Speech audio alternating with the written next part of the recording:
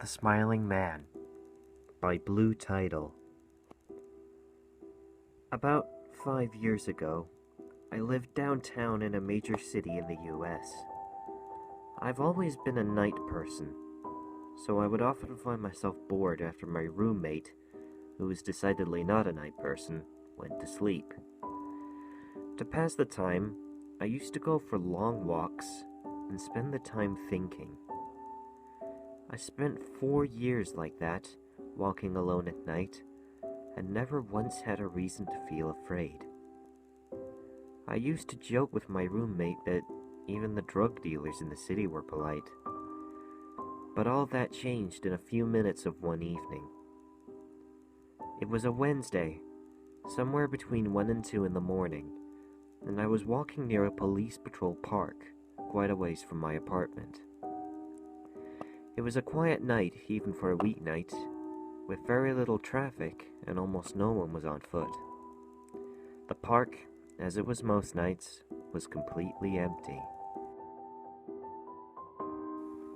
I turned down a short side street in order to look back to my apartment when I first noticed him. At the far end of the street on my side was the silhouette of a man dancing. It was a strange dance, similar to a waltz, but he finished each box with an odd forward stride.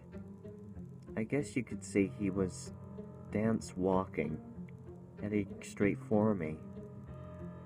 Deciding he was probably drunk, I stepped as close as I could to the road to give him the majority of the sidewalk to pass me by. The closer he got, the more I realized how gracefully he was moving. He was very tall and lanky, and wearing an old suit. He danced closer still, until I could make out his face. His eyes were open wide and wild, his head tilted back slightly, looking off at the sky. His mouth was formed in a painfully wide cartoon of a smile. Between the eyes and the smile, I decided to cross the street before he danced any closer. I took my eyes off him to cross the empty street. As I reached the other side, I glanced back, and then stopped dead in my tracks.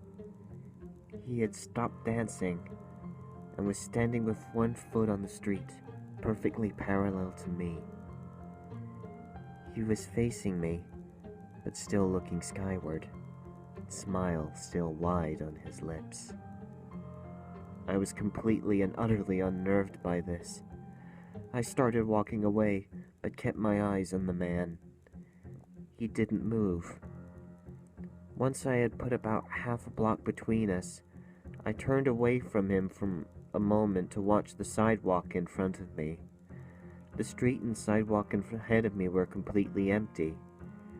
Still unnerved, I looked back to where he had been standing to find him gone. For the briefest of moments I felt relieved, until I noticed him.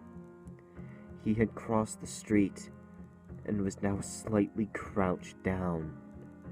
I couldn't tell for sure due to the distance and the shadows, but I was certain he was facing me. I had looked away from him for no more than 10 seconds, so it was clear that he had moved fast. I was so shocked that I stood there for some time, staring at him, and then he started moving towards me again. He took giant, exaggerated tiptoed steps, as if he were a cartoon character sneaking up on something, except he was moving very, very quickly. I'd like to say at this point I ran away or pulled out my pepper spray or my cell phone or anything at all, but I didn't. I just stood there, completely frozen as the smiling man crept towards me. And then he stopped again, about a car length away from me, still smiling his smile still looking to the sky. When I finally found my voice, I blurted out the first thing that came to mind. What I meant to ask was, "What do you want?" in an angry, commanding tone. What came out was a whimper. What? Regardless of whether or not humans can smell fear, they could certainly hear it. I heard it in my own voice, and that only made me more afraid. But he didn't react to it at all. He just stood there, smiling. And then, after what felt like forever, he turned around, very slowly, and started dance walking away. Just like that.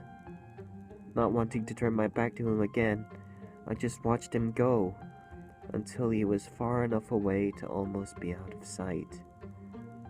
And then I realized something.